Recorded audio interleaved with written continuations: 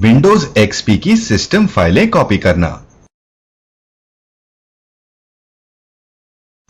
आइए अब सारी प्रक्रिया को छोटे छोटे चरणों में निर्देशों के साथ सुनते हैं।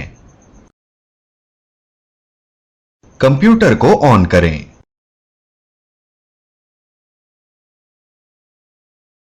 डीवीडी से विंडोज एक्सपी इंस्टॉल करने के लिए कंप्यूटर को डीवीडी ड्राइव से बूट करना अनिवार्य है। अपने कंप्यूटर की बायोस सेटिंग जांच लें। बायोस सेटअप में पहुंचने के लिए डिलीट बटन दबाएं। बायोस सेटिंग में बदलाव करने के लिए कीबोर्ड पर दिए गए एरो बटन की सहायता से बूट कॉन्फ़िगरेशन फीचर्स चुनें। अब एंटर दबाएं। बूट सेटिंग्स स्क्रीन दिखाई देती है। बूट डिवाइस प्रायोरिटी विकल्प चुनें और एंटर दबाएं। उपकरणों के बूट क्रम को जांच लें। पहला बूट उपकरण सीडी या डीवीडी ड्राइव होना चाहिए, जिससे संकेत मिले कि कंप्यूटर सीडी या डीवीडी ड्राइव से बूट होगा। सेटअप से बाहर निकलने के लिए कीबोर्ड पर दिया गया एस्केप बटन दबाएं।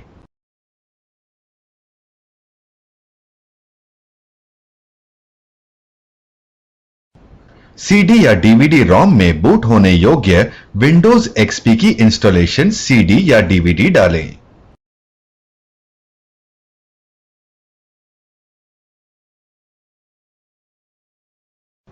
अब बायोस सेटिंग में किए गए बदलावों को सहेजने के लिए सेव एंड एग्जिट सेटअप विकल्प चुनें, या यदि सेटिंग सही है तो एग्जिट विदाउट सेविंग चुनें। बाहर निकलने के लिए एंटर दबाएं। फिर सेटअप से बाहर निकलने के लिए ओके दबाएं। आपका कंप्यूटर रीस्टार्ट होगा। सीडी से बूट होने का संकेत दिखाई देने पर कोई भी कुंजी दबाएं।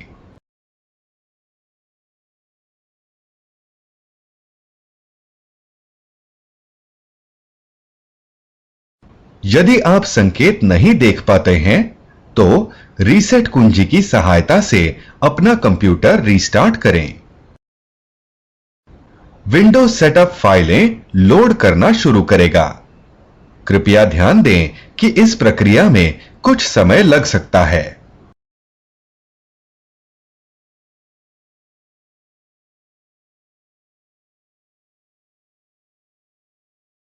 सभी आवश्यक फाइलें लोड करने के बाद वेलकम टू सेटअप स्क्रीन दिखाई देगी।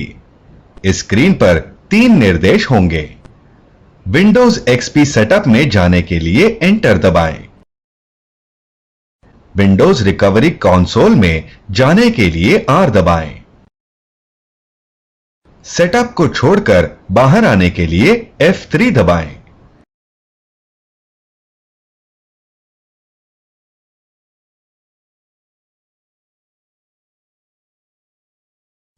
विंडोज एक्सपी सेटअप में बने रहने के लिए कीबोर्ड पर एंटर दबाएं।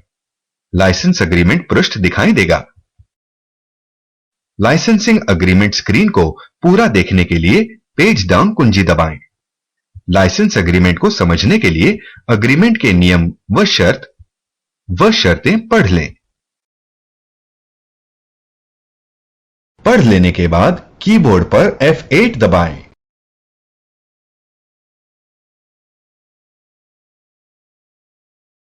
अब जिस ड्राइव में ओएस इंस्टॉल करना है उसके लिए हमें एक विशिष्ट वर्ण जैसे C, D या E निर्दिष्ट करना होगा। उसके लिए हमें हर ड्राइव को एक नियत स्थान देते हुए हार्ड डिस्क को कई हिस्सों में बांटना होगा। हार्ड डिस्क को विभाजित करने के लिए कीबोर्ड पर C दबाएं। यहां आप वापस पिछली स्क्रीन पर भी जा सकते हैं और यदि आप चाहें तो मौजूदा विभाजन को हटाने या फिर से एक नया विभाजन करने के लिए कीबोर्ड पर D चुन सकते हैं। आप जो विभाजन करना चाहते हैं उसका साइज दिए गए टेक्स्ट बॉक्स में टाइप करें। साइज MB में होगा।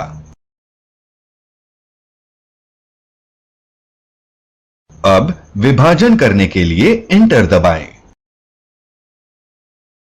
जैसे ऊपर बताया गया है वैसे ही D और E में विभाजन करें।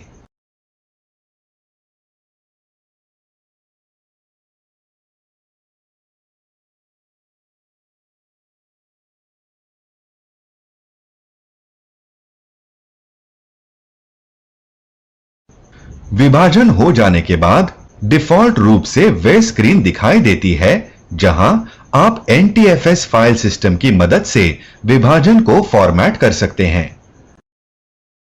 फॉर्मेट का प्रकार चुनें। यहां हम पहला विकल्प क्विक चुनते हैं और एंटर कुंजी को दबाते हैं।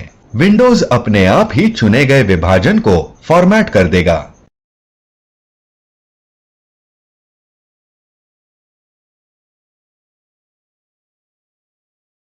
अब सेटअप आपके डिस्क की जांच करेगा। उसके बाद ये फाइलों को विंडोज इंस्टॉलेशन फोल्डर में कॉपी करना शुरू करेगा। इस कार्य को पूरा होने में कई मिनट लगेंगे।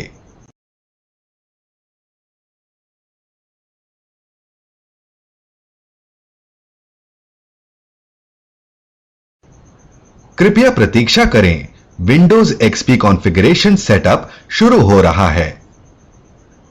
अब सेटअप ने विंडोज XP इंस्टॉलेशन के लिए सिस्टम फाइलों को सफलतापूर्वक कॉपी कर लिया है। कंप्यूटर रीस्टार्ट करने के लिए एंटर दबाएं या सिस्टम अपने आप ही रीबूट हो जाएगा। यहां हमने विंडोज XP के इंस्टॉलेशन के लिए सिस्टम फाइलों को कॉपी करना सीखा।